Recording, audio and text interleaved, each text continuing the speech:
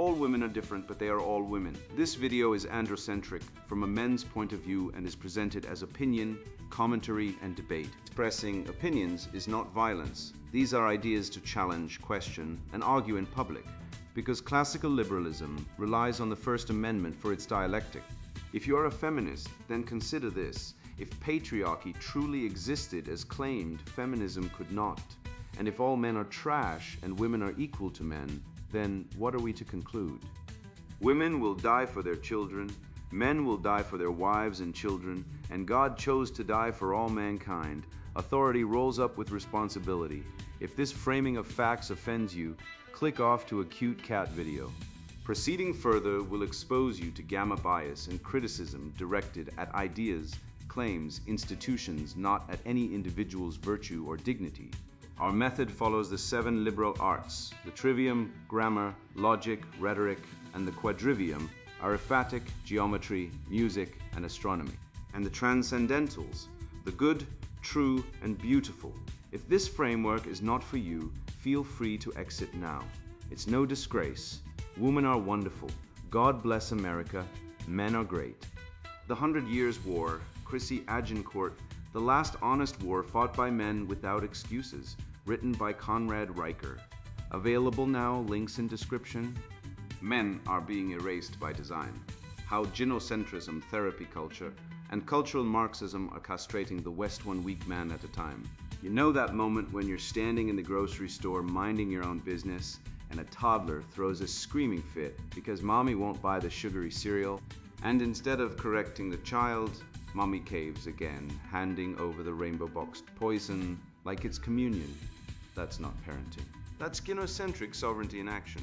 Emotion as law, whim as policy, female desire as the final court of appeal. And brother, that same dynamic runs the world now, from divorce court to the White House. I used to think men were losing because we weren't empathetic enough, weren't listening to women, weren't doing the damn dishes with enough passion. Then I read Schopenhauer and the scales fell off. He called it the will, not feelings, not vibes, not lived experience, but the raw, unapologetic force behind creation, conquest, and survival. Men aren't broken. We've been castrated, not by knives, but by 1,000 paper cuts. Ritalin for boys who won't sit still, restraining orders for fathers who enforce bedtime. And universities that teach that math is racist, because Robin DiAngelo needs to sell another guilt-laden paperback. Let's get real. 85% of family court cases end with children ripped from their fathers, while false domestic violence allegations, filed almost exclusively by women, go unchecked. Meanwhile, a man gets punched by his girlfriend, calls the cops, and is told, "You're a man, suck it up." But when a woman slaps a man in a viral TikTok, it's empowerment. That's not justice. That's war. And we're losing because we've been brainwashed to believe that weakness is virtue. The red pill isn't about hating women. It's about seeing that hypergamy isn't a myth, it's biology with a lipstick stain. Seeing that open-mindedness from the left means shut up and comply. Seeing that the feminist revolution wasn't for equality, it was a hostile takeover, and men are the disarmed population surrendering their wealth, children, and dignity at the altar of female infallibility. This book isn't therapy, it's surgery. We're cutting out the rot, the lies, the sentimentality, the therapeutic dictatorship that's turned strong men into guilt-ridden eunuchs. We're reviving the trivium, logic to cut through the fog, rhetoric to shame the deceivers, grammar to rebuild truth. And we're resurrecting the transcendentals. The good, duty, the true, facts, not feelings, and the beautiful, a man who stands unbroken in the storm. You're not crazy, you're awake. And if you're ready to stop apologizing for existing, to reclaim your will, your boundaries, your sovereignty, then keep reading. Babylon's gates are cracking. The tyranny of the therapeutic, how emotionalism corrupted the Western mind. A man who feels too much will end up doing nothing. Arthur Schopenhauer, and he wasn't wrong. You know what else he wasn't wrong about? That the world is a stage of suffering driven by blind will. A truth no therapist with a lavender candle and a degree from Antioch College will ever help you face. I watched a video last week of a man being dragged from his home by social workers because he refused to hug his daughter during a tantrum. Not because he hit her, not because he yelled. Because he didn't perform the emotion she demanded. He was told he was guilty of emotional neglect, a crime invented by feminist psychologists who believe a man's duty is to mirror female emotional chaos back at them like a trained mirror. This isn't parenting. This is Stockholm Syndrome for fathers, and it's spreading like a virus through every school HR department and family court in the West. They don't want men who lead. They want men who respond, who validate, who apologize for existing. And so they've medicalized masculinity, Ritalin prescriptions for boys who won't sit still, therapy referrals for teens who don't cry on command, and family courts that treat fatherhood like a probationary privilege granted by the state and revoked at a mother's whim. The CDC reports that suicide rates among men have increased by over 50% since 1999, while the rate for girls remains stable. Do you know why? Because men are being told they're toxic for wanting to provide, protect, and persevere. And when they break, no one offers them a sword, only a pill. The phrase toxic masculinity was not coined by men. It was not born in battle, in philosophy, or in the forge of reality. It was invented in a therapy session by a feminist academic named Shepard Bliss, a man who ran from the battlefield of real conflict straight into the arms of emotional navel-gazing. The term was weaponized not to critique actual evil, but to pathologize the very traits that built Western civilization: strength, resolve, ambition, stoicism. When Aristotle spoke of ethos, he meant character, not emotional compliance. But Rousseau came along with his weepy romanticism and told men it was noble to feel everything. And so we traded virtue for sentimentality, and now wonder why our sons can't stand up to a girl's temper tantrum in a Starbucks. I met a man last year whose son was suspended from school for refusing to use a classmate's preferred pronouns. Not because he was rude, not because he bullied, but because he refused to lie. The school counselor said he needed emotional intelligence training. What they meant was, you will submit or you will be broken. This is not education, this is ideological grooming. And it's built on a lie, that feelings are facts, that vulnerability is virtue, that a man who doesn't cry is broken, but a woman who lies, cheats, and weaponizes emotion is complex and deep. Let's be brutally honest. Women are not kinder, wiser, or more peaceful than men. They are just better at hiding their cruelty behind tears and trauma narratives. Study after study shows that in family court, mothers lie about abuse in up to 70% of custody cases, not because they're evil, but because the system rewards it. The state has built a machinery that assumes women are victims and men are suspects. And when you add in the fact that nearly 1 in 4 men are raising children that aren't genetically theirs, thanks to a female infidelity rate that hovers between 10 to 15%, you begin to see the full picture. Men are not the oppressors. They are the exploited, the betrayed, the disarmed, and yet we're told to check our privilege as if owning a toolbox and a car payment is some kind of systemic advantage. The truth is, the only privilege women have is the privilege of being believed, no matter how many lies they tell. And the only privilege men have is the privilege of being blamed, no matter how many lies are told about them. I don't care what Brené Brown says about vulnerability being courage. Real courage is standing in front of a mob and saying no, not sobbing into a journal about your childhood. Real courage is paying the bills when the lights go out. It's holding your wife's hand when she's in labor. It's telling your daughter no when she's screaming like a banshee. But the therapeutic state, that soft totalitarianism of counselors, DEI officers, and feminist psychologists, has redefined courage as emotional submission. They want men to be open not to truth, but to guilt, to shame, to doubt. They don't want you to think, they want you to feel. And when you feel, you become pliable. You become a subject, not a citizen. You become a patient, not a man. Schopenhauer saw this coming.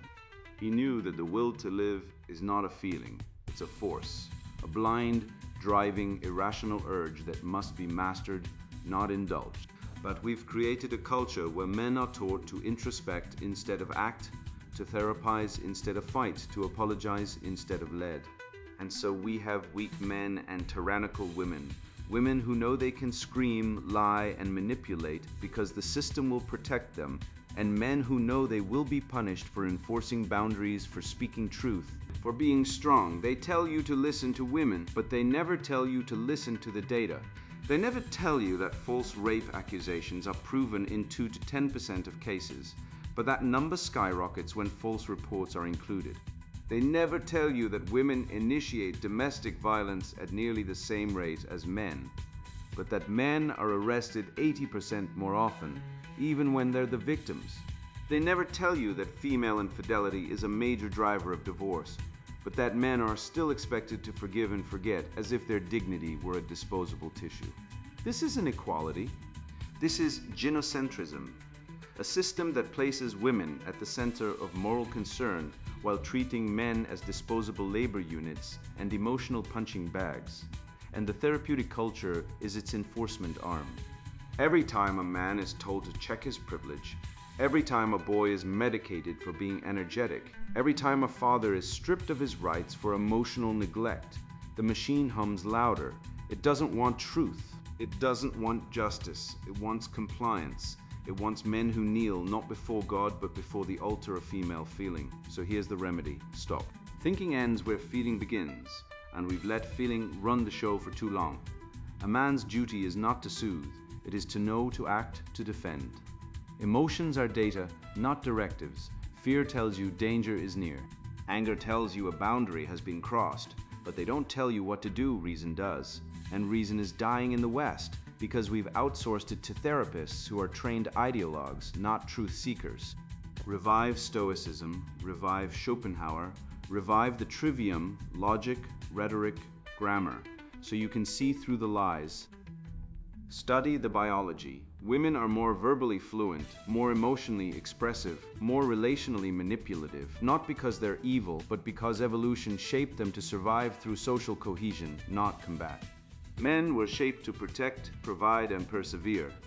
And when you neuter those instincts, you don't create peace, you create prey. And right now, men are being farmed for guilt, shame, and submission, while women and the state expand power unchecked. Break the spell. Stop apologizing for your strength. Stop medicating your sons. Stop kneeling before emotional blackmail. The West was built by men who acted, not by men who felt. And if it's to be saved, it will be saved by men who remember that truth is not a feeling, it is a sword. I once believed the lie too, that women were naturally kinder, purer, more moral. I was raised on fairy tales where the princess tames the beast, where love conquers all, where a man's worth is measured by how much he suffers for a woman's smile. It wasn't until I watched a friend lose his house, his kids, his life savings, all because his wife lied in court and no one, not a judge, not a lawyer, not a so-called friend, was willing to say she was the problem, that the scales fell. That moment wasn't just a betrayal, it was a revelation. The system doesn't protect truth, it protects the myth. The feminine imperium, how gynocentrism became the shadow government. Women are the real terrorists, said Napoleon Bonaparte, not because he hated women, but because he understood their power. Not the power of muscle or war, but the power of leverage. Social, emotional, reproductive. Let me be clear, I do not hate women. I love women. When they are real, when they are honest, when they earn respect. But the myth of the innocent woman, the eternal nurturer, the moral superior, is one of the most destructive lies in Western history. It is a lie that has bankrupted men, orphaned children, and eviscerated justice. And it is upheld not by nature, but by a cult of gynocentrism so deeply embedded in our institutions that it operates like a shadow government, unseen, unchallenged, and utterly destructive.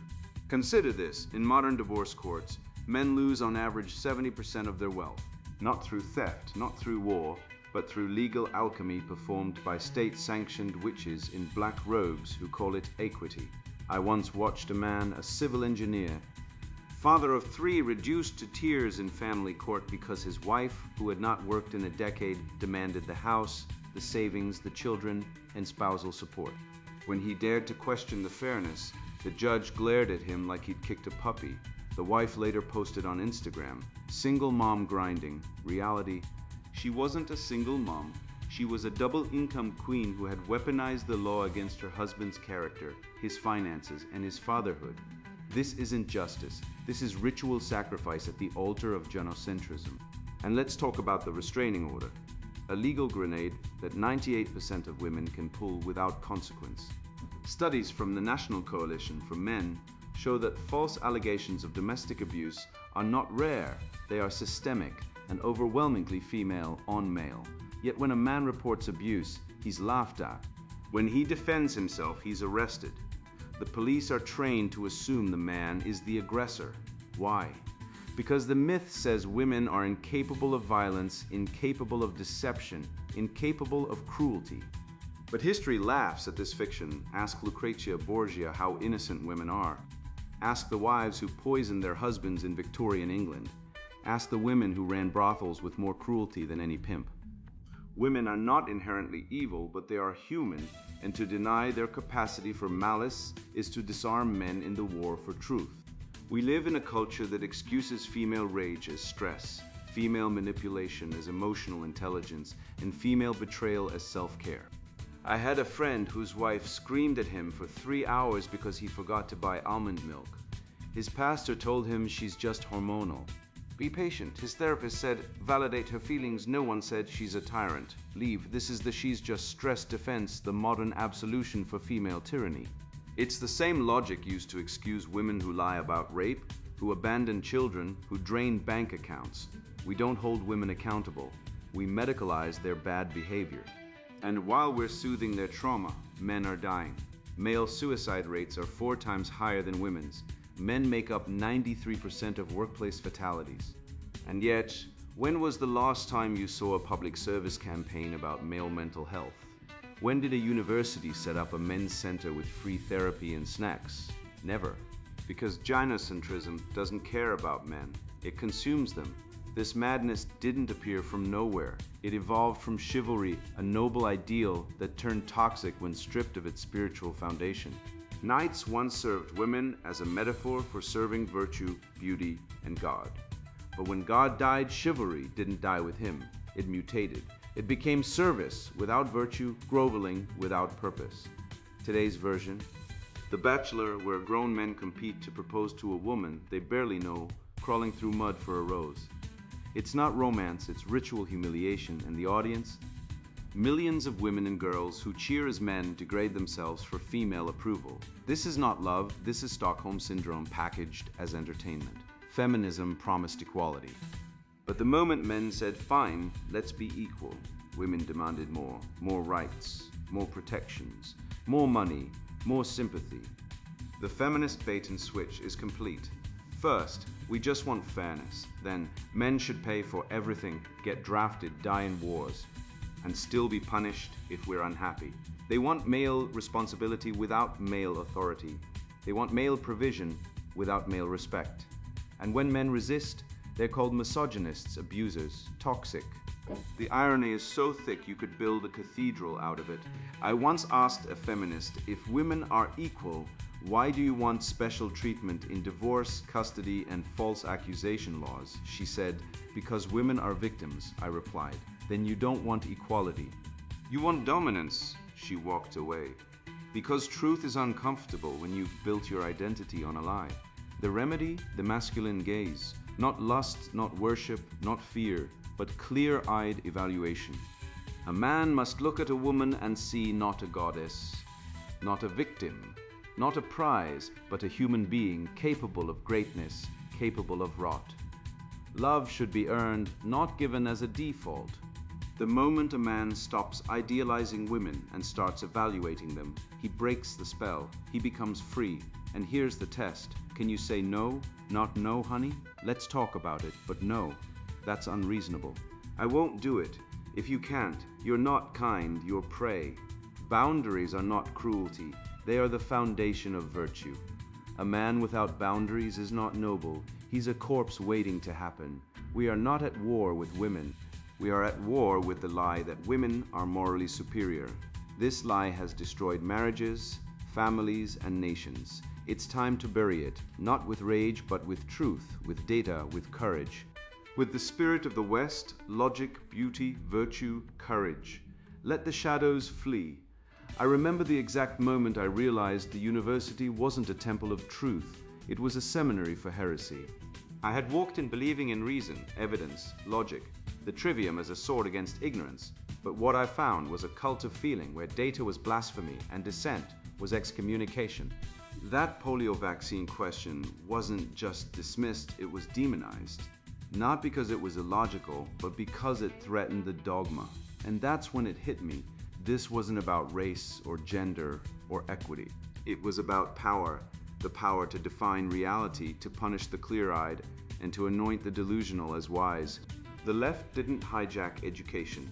They infiltrated it, weaponized it, and turned it into a machine for manufacturing guilt, confusion, and compliance, and the foot soldiers. Professors who've never built anything, never led a team, never faced real risk, yet they preach to men about toxic masculinity as if they've ever stood in a storm and held the line. The great lie, how cultural Marxism infiltrated the West through academia and therapy. When a man gives up his will to think, he becomes a slave to those who do. That was etched into the back of my philosophy professor's door, and I didn't realize until years later that he was quoting Nietzsche while actively destroying the very thing Nietzsche warned against. I was sitting in a gender studies seminar at a top-tier university, surrounded by soft boys, nodding along as a grad student lectured on toxic productivity and how deadlines were a colonial construct designed to enslave brown people. I raised my hand and asked, so when the polio vaccine was developed, was that also colonial oppression? The room went silent, then laughter. Not hearty, honest laughter, the cackle of ideological possession. I was told I lacked emotional intelligence.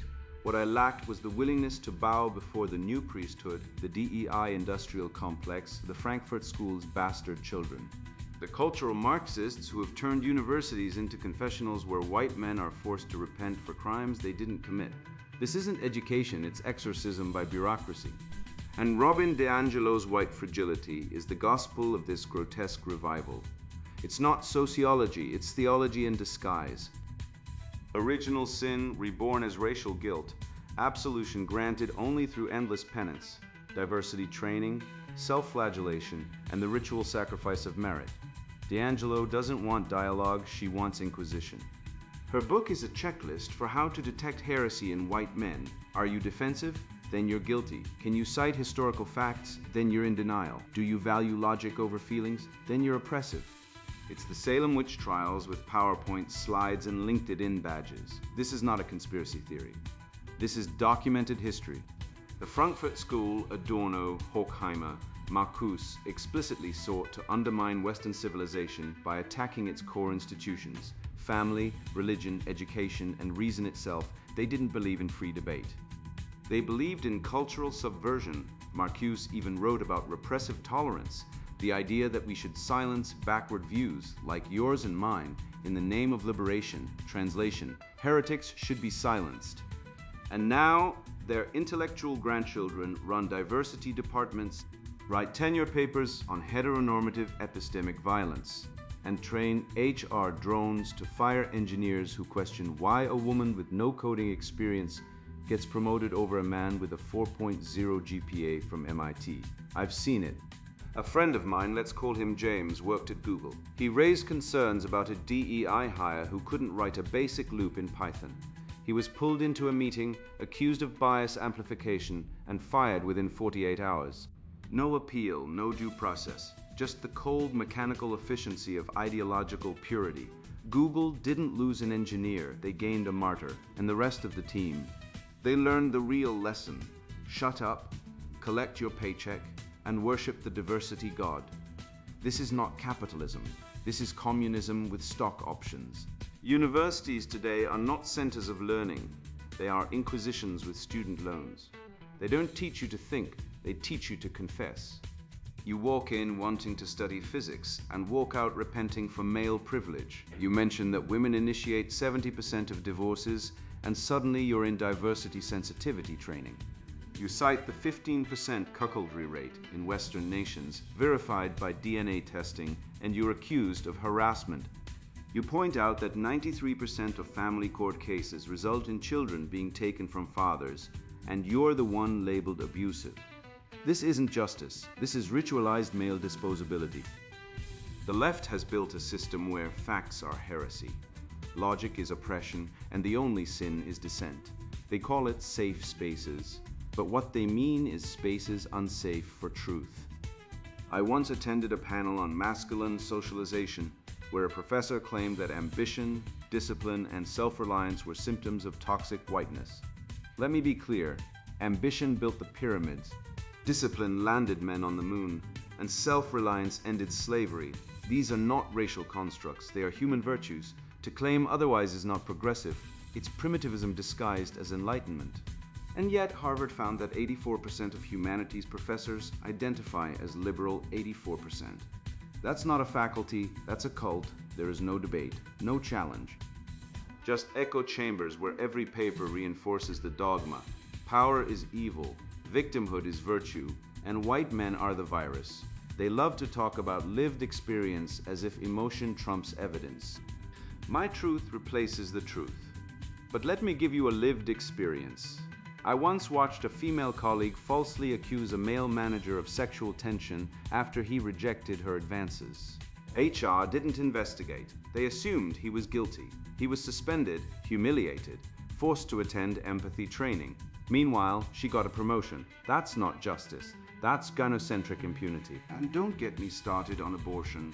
Over 60 million unborn lives erased in the US since Roe v. Wade, and we're supposed to celebrate reproductive freedom? Freedom to what? To dispose of inconvenient children like expired milk. Female nature is not sacred, it is strategic. Women are biologically wired to select for resources and status, and when the state hands them unilateral power over reproduction, they exercise it ruthlessly. And when men object, we're told to check our privilege. The family court system is a gynocratic tribulation, where fathers are treated like debtors and children like spoils of war. The suicide rate for divorced men, 8 times higher than married men. But try saying that in a men's wellness seminar. They'll tell you to process your feelings, not expose the system devouring you. The language of the left is not designed to communicate. It's designed to control. Trauma-informed care. It means your argument is invalid because someone might feel bad. Intersectionality? It's a moral ranking system where your oppression points determine your righteousness. Are you a gay, disabled, non-binary immigrant? You're sainted? Are you a straight, white, Christian man? You're inherently suspect. This is not equality, it's oppression hierarchy, a secular caste system with white men at the bottom. And they wrap it in the language of inclusion while excluding anyone who dares to reason. I once challenged a diversity trainer who claimed that punctuality was a white supremacist construct. I asked, so when a surgeon is late, that's cultural sensitivity. She glared at me and said, you're showing fragility, that's the end game. Any challenge to the dogma is proof of guilt. It's a closed loop of ideological insanity, and the remedy, the trivium grammar, logic, rhetoric. Teach your sons to parse sentences, detect fallacies, and dismantle sophistry. Don't send them to state universities, they're enemy territory. Build alternative institutions, homeschool, form reading groups. Study Aristotle, Aquinas, Locke. Because truth is not found in DEI manuals, it's found in the blood of martyred thinkers who refuse to kneel. Cultural Marxism is not a theory, it's a bioweapon against Western manhood. And the only antidote is uncompromising truth. So speak it, live it, defend it, or die silent in a world where even your thoughts are criminal. I have watched boys raised on participation trophies collapse at the first real challenge, whimpering like spoiled children, because no one taught them that suffering builds strength. And I've realized the rot goes deeper than parenting. It's systemic, ideological, deliberate. The same forces that mock a man for defending himself also dismantle history, virtue, and biology, replacing them with performative guilt and emotional chaos. And so I began asking not just what is broken, but who broke it, and how we burn it down and start anew. The redemption of manhood, reclaiming virtue, power, and the transcendentals. Man shall not live by bread alone, but by every word that proceedeth out of the mouth of God. And yet here we are in 2024, watching men live on emotional crumbs, digital validation, and the sad scraps of feminist-approved masculinity. Be sensitive, apologize constantly, don't lead, don't fight. Don't father, just consume. I've seen grown men cry because their girlfriend called them toxic for wanting to pay the bill. I've seen men arrested for saying biology is real online while rapists tweet in support of gender euphoria and get verified. The world has flipped, not evolved, flipped, and now weakness is virtue and strength is crime. The Matrix isn't sci-fi. It's the cultural operating system that tells men they are oppressors simply for existing, while women who punch their boyfriends trend on TikTok with hashtags like girl power and you go girl. A man in Ohio told me his wife, sucker, punched him in the face during an argument, broke his nose, and when he called the cops, they laughed and said, "You're a man. Just walk it off." But when a woman slaps a guy on a date and posts it, the media calls it empowerment. Let's be clear, if a man slapped a woman for disagreeing with him, he'd be in prison before the video hit 10,000 views. That asymmetry isn't justice, it's genocentric tyranny baked into law, media, and psychology. And the data proves it. Male victims of domestic violence are underreported by 75%. Not because it doesn't happen, but because society brands them as weak, pathetic, or deserving. The CDC admits that women are just as likely, if not more likely, to initiate physical violence in relationships. Yet 93% of domestic violence funding goes to women's shelters. Men's shelters, they don't exist. Men's advocacy, labeled misogynist. We've built an entire victimhood hierarchy where the only man allowed to suffer is the one who admits he's the problem. Let me tell you about Andrew Tate, not as some guru, not as a savior, but as a symptom. The reason millions of young men flock to him isn't because he drives a Bugatti or dates Romanian models. It's because he says, "I'm not sorry for being strong." That simple sentence is revolutionary in a world that demands men kneel, apologize for their existence, and confess sins they didn't commit. Tate didn't invent male confidence. Sparta did. Rome did. The Knights of the Round Table did. But Tate exposed the hunger. Men are starving for unapologetic strength, for truth, for hierarchy, for meaning. The establishment calls him dangerous. Of course they do. He's like a steak dinner shown to a man who's been force-fed sawdust for decades. The same people who call Tate toxic are the ones who gave us participation trophies, safe spaces, and pronoun policing in schools, institutions that have systematically neutered boys. Compare that to the Spartan Agoj, where boys were taken from their mothers at age 7, taught to endure pain, to fight, to lead, to die for their polis, no safe spaces, no therapy dogs.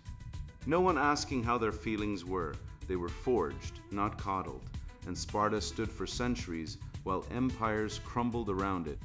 Now, we have schools where boys are medicated for normal boy behavior, labeled with ADHD for having energy, and shamed for wanting to compete. The result: male suicide is 4 times higher than female suicide in the US and rising. Boys are falling behind in education, disconnected from fathers, and drowning in porn, the only place they can still see a woman who looks like a woman. Feminism didn't liberate women. It infantilized them and castrated men. And don't give me that equality nonsense. Equality of outcome is tyranny disguised as fairness. Nature isn't equal, it's hierarchical. A lion doesn't apologize for being strong. A stag doesn't ask permission to lead the herd. And a man shouldn't have to beg forgiveness for wanting to be a man. I'll tell you a secret the left doesn't want you to know. Virtue is strength. The transcendentals, the good, the true, the beautiful are not oppressive constructs. They are objective realities grounded in God, nature, and reason. When Keats wrote "Beauty is truth, truth beauty," he wasn't being poetic. He was stating a metaphysical law. But modern culture has replaced truth with your truth, beauty with self-expression, and goodness with non-judgment. It's a bait and switch. They take the sacred, rename it, and sell it back to you as rebellion. That's cultural Marxism in a nutshell. Destroy the objective, replace it with the subjective, then call you the bigot for questioning it. Leftism isn't about justice, it's about power, and its most potent weapon is shame. They shame men for strength, for ambition, for desire, for fatherhood. They shame fathers who want custody. 70% of family court cases favor mothers, regardless of fitness. They shame men who speak up. Just ask the guy arrested for commenting men aren't women under a government post. But when a woman says all men are trash, it's comedy. This isn't equality, it's asymmetric warfare. And the battlefield is your mind. The red pill isn't anger, it's clarity. It's seeing that the divorce rate, the 50% cuckoldry rate in high-risk populations, the way men are discarded in family court, the way male victims are ignored, none of this is accidental. It's designed. And the antidote isn't rage, it's virtue. Be good by doing right. Seek truth, no matter how unpopular. Create beauty through art, family, discipline, craft. This is how we burn down Babylon, not with Molotovs, but with radiant virtue. The fall of man wasn't in Eden. It was in 1965 when men abdicated duty, let women rule, and traded honor for comfort. Now, the masculine mandate returns. Manhood is not identity, it is vocation. Your purpose isn't to consume, comply, or confess. It's to create, protect, lead, and father. Jordan Peterson's maps, just the beginning. We need independent schools, men's groups, truth-based media, parallel institutions to bypass the rot. Because the mainstream isn't broken, it's enemy occupied, and the only way out is through meaning. Viktor Frankl was right, man doesn't need happiness, he needs purpose. But modern culture offers men, Netflix, porn, and antidepressants instead. That's not liberation, it's enslavement. So wake up, build, fight. Not with hate, with virtue so bright it blinds the demons. That's how we reclaim the West. That's how we redeem manhood. You think this is about feminism. This is about you, the man who's been lied to since birth. Told to kneel in the confessional of female emotion, to genuflect before the altar of her truth, while your sons are drugged, your savings seized, your voice silenced, your body weaponized against you in courts that treat you like a suspect simply for being male. Let's cut the psychobabble. 50% of marriages end in divorce, and in 80% of those, the woman initiates it. Not because men are monsters, but because hypergamy is baked into the female psyche like sugar in a donut. You're not broken. The system is rigged. Your wife can lie about abuse, take the kids, take the house, take your pension, and if you so much as mention the 12% cuckoldry rate confirmed by DNA testing, you're toxic, controlling, abusive. But when a man is punched, slapped, or choked by his girlfriend, and CDC data shows nearly 5 million men are victims of physical abuse annually, the cops laugh. The ER doctor shrugs. The judge ignores it. Male suffering is invisible because the narrative demands men be oppressors, not victims. That lie is the foundation of the feminist state. I was once told to listen more by a therapist hired by my soon-to-be ex-wife's lawyer. I listened. I apologized. I went through anger management for speaking loudly when she hurled a frying pan at my head.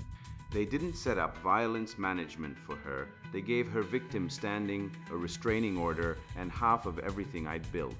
That's not fairness. That's a legal framework tilted toward women, where women are seen as always blameless and men as default threats. The same structure that labels your dedication to work as white supremacy, yes. D'Angelo actually claims punctuality is racist. Will celebrate a woman leaving her job to discover herself while branding you a deadbeat dad for challenging child support payments you never consented to. This isn't balance, it's a takeover, and it's been broadcast for 6 decades on sitcoms where the clueless husband gets ridiculed. The knowing wife sighs in superiority, and the crowd chimes in with approval, canned laughter training you to accept your own degradation. So what now?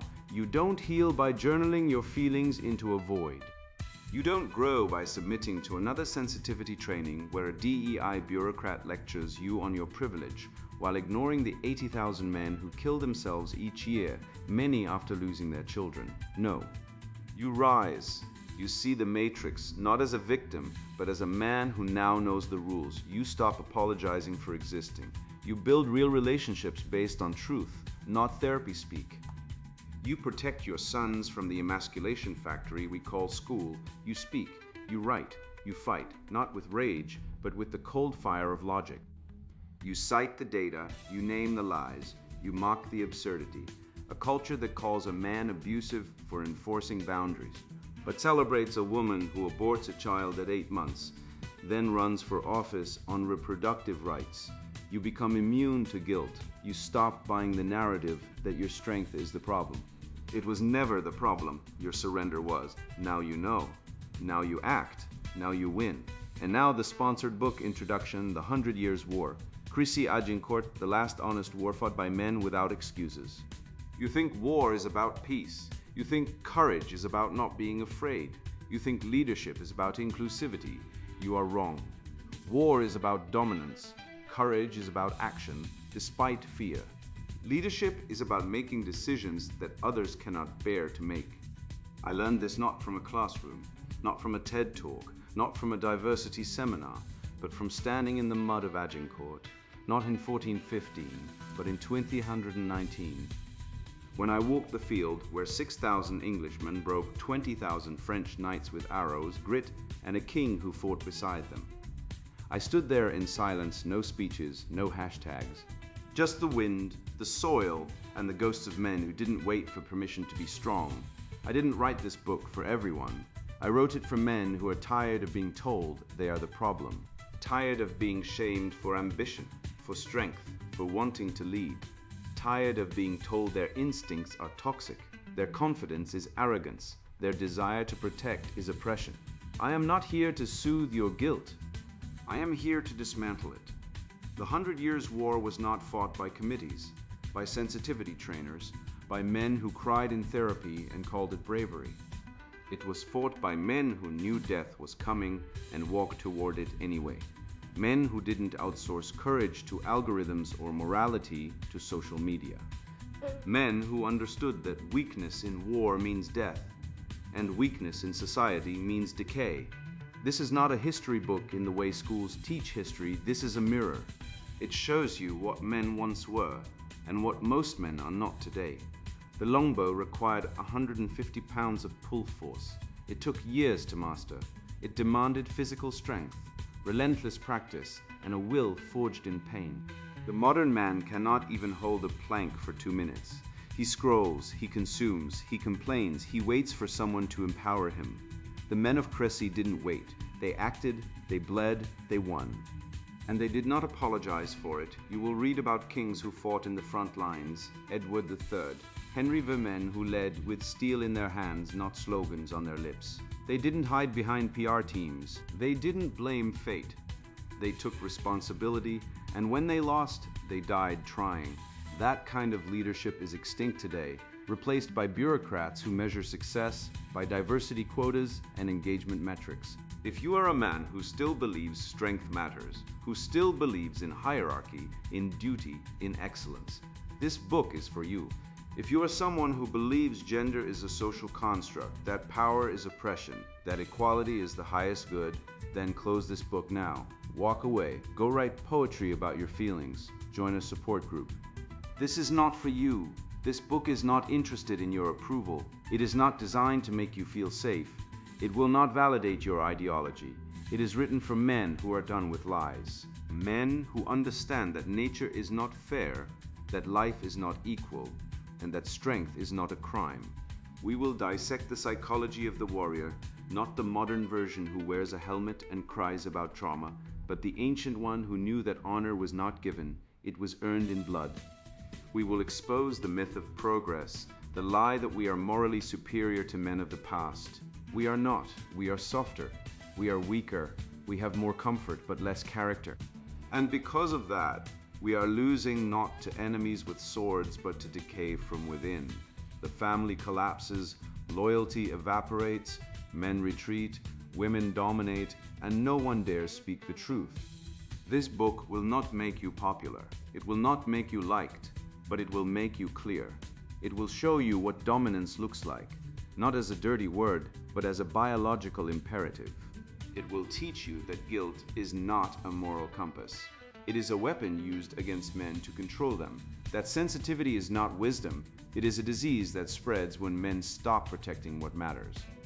If you are ready to stop apologizing for being a man, if you are ready to reclaim strength without shame, if you are ready to study the last honest war, a war fought without excuses, without victimhood, without therapy, speak then, read on. The truth is not kind, but it is real, and only the real can save you. The 100 Years' War, Creasy Agincourt, the last honest war, fought by men without excuses, written by Conrad Riker. Buy now, links in description.